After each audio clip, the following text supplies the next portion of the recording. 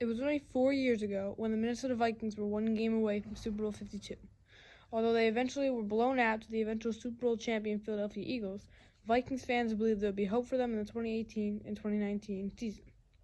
With their new quarterback Kirk Cousins, the Vikings were supposed to compete with teams like the Saints, Rams, Eagles, and Seahawks.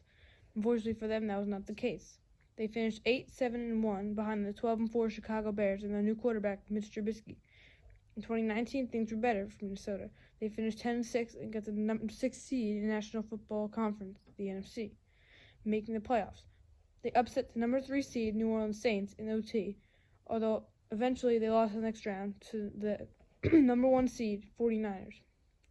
In 2020, they failed expectations again, finishing 7-9, and then again in 2021 when they finished 8-9. After these 2 disappointing seasons, the Vikings fired their head coach Mike Zimmer. They hired Rams' former offensive coordinator Kevin O'Connell, who helped the Rams win the Super Bowl in their first year under Matthew Stafford. Today I'm going to be telling you how the Vikings can become a top team in the NFC. In just 1 month, the NFC has gone from being stacked to weak, with the retirement of the GOAT Tom Brady and Aaron Rodgers potentially leaving Green Bay after a shocking divisional round loss to the San Francisco 49ers. This will leave the 2 top seeds in the NFC without their star quarterbacks, and if Rodgers does indeed leave the Packers, the NFC North should be the Vikings to lose. Now, although there are teams like the Super Bowl champion Rams, 49ers, Cowboys, and Cardinals, the Vikings are not better than these teams, but if they improve, they can compete with them. And when the Vikings have been in the playoffs, they have pulled off some crazy upsets over the years. This season, the Vikings will be playing the number 2 schedule.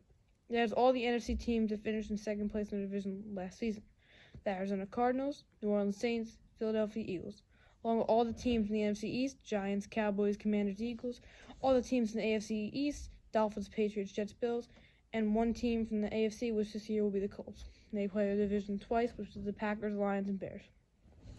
With a pretty weak schedule, the Vikings can win at least 10, maybe 11 games and qualify for the NFL playoffs for the first time since 2019. 2022 will be a make-or-break year for quarterback Kirk Cousins. In his 4 years as the Vikings QB, he only made the playoff once. And it's not that he's a bad team, rather he has failed to deliver. He has some elite weapons on offense. You may be asking, who do they have that is elite? Well, Justin Jefferson is a top 5 receiver, arguably top 3 in the NFL. Dalvin Cook is a very good running back when he's on the field and staying healthy. And Adam Thielen is a still very good wide receiver at his age 31 season. Although their defense is ranked 24th in the league, they still have very good, impactful players. Eric Kendricks, Anthony Barr, and Dalvin Thompson are all very good on the defensive side of the ball.